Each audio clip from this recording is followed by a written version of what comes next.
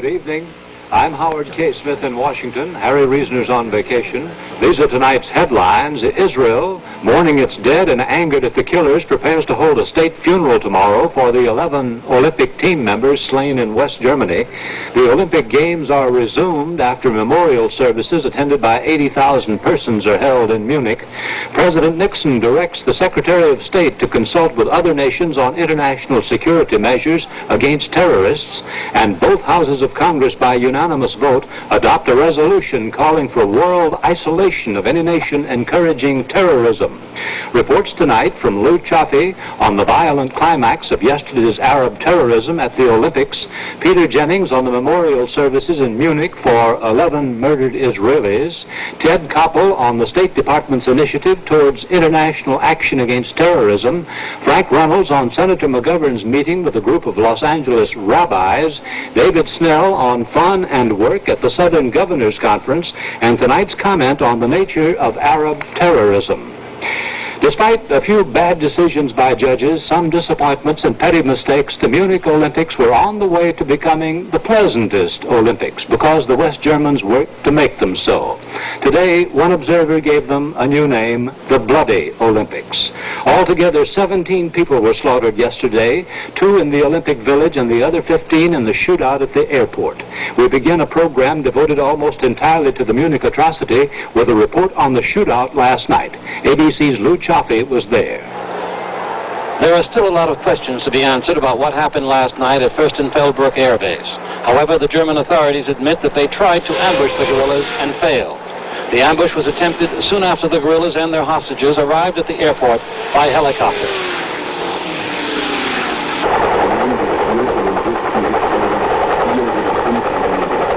There they were supposed to have boarded a German jetliner for a flight to an Arab nation.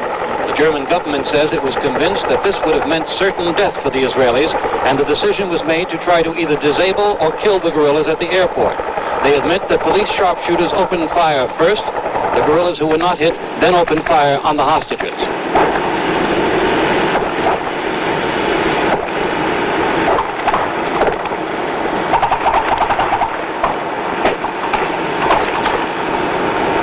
When it was over, all 9 Israelis were dead. 5 guerrillas were killed, 3 others captured. A German policeman also died. What made the tragedy seem even worse was the fact that for hours last night, there was a report that all of the Israelis had been liberated, a report which was not denied at the time. German authorities blame poor communications with the airbase, which was completely sealed off. One newspaper summed it up by saying, "Whatever the truth about the tragic events of last night, Germany will emerge a loser." Luttif Afif, ABC News, Munich. The games were suspended yesterday as the crisis deepened. Late this morning they were resumed, but only after a hugely attended memorial service for the members of the Israeli team who died. ABC's Peter Jennings reports.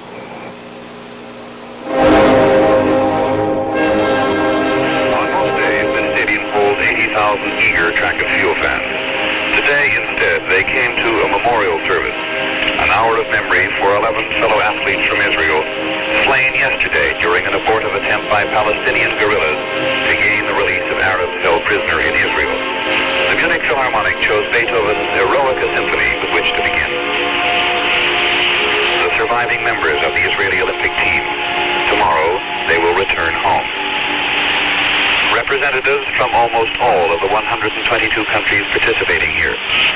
Arab athletes did not attend, though in many cases because they were bound by political restraints over which they had no control. In what can only be called a state of shock and devastation, thousands of Germans who had seen their games of serenity turned overnight into the Olympics of terror. It fell to the Israeli team's chief delegate to offer a slim hope that the games could be serene again sometime in the future. I should like to solemnly confirm here that the athletes of Israel will continue to participate in the Olympic competitions in a spirit of brotherhood and fairness, despite this abominable crime. It is in deep sorrow that the Israeli delegation leaves the Federal Republic of Germany today. After the President of Germany spoke, Avery Brundage, the President of the International Olympic Committee, echoed what was really the majority sentiment here. We have only the strength of a great ideal. I'm sure the public will agree that we cannot allow a handful of terrorists to destroy this nucleus of international cooperation and goodwill. The games must go on. 10 days ago, when the 20th Olympiad began, this stadium was a riot of color, proud and beaming faces from around the world. As the Munich Philharmonic concluded with the Egmont Overture by Beethoven, hearts and minds today were heavy with the thought that something was wrong with mankind. Peter Jennings, ABC News, at the 20th Olympiad. Munich has the well-earned reputation of being one of the most pleasant and pleasure-seeking cities in Germany or indeed in the world. That's why the Germans wanted the Olympics there to soften the memory of Hitler's Iron Olympics of 1936 in Berlin. Yesterday's events left a pall, but it won't last. ABC's Luttif Afif again. A lot of the spirit has obviously disappeared from these Olympic Games, but the form at least is continuing. The official 24-hour period of mourning has ended, and the athletes moved out of Olympic Village to the various training and playing fields. Although the Egyptian team, and naturally the Israelis, have withdrawn from the Games, there's no indication that any of the other nations plan to leave. They apparently have all decided to abide by the ruling of the International Olympic Committee that the Games should not be stopped. Most of the athletes agreed, and certainly most of the people of Munich who've been working for this event so hard and for so long. In the city of Munich itself, all of the flags are flying at half-mast, and many of them are hung with black bunting. The newspaper headlines tell of the shocking events of the past 24 hours. In front of stores, small crowds gathered to watch TV sets during the commemorative ceremony that was held today in the Olympic Stadium. And while the people of Munich were obviously shocked and saddened by what happened, that feeling is slowly beginning to wear off. The sidewalk cafes were crowded today as people took advantage of a bright sun that shone down on the city. Tourists walked through the main square sightseeing and taking pictures. And even the scalpers were back on the streets with their assortments of tickets to Olympic events that were going for 5 and even 10 times the regular admission price. Luttif Afif, ABC News, Olympic Village. Israeli reaction to the killings, that and other stories in a moment.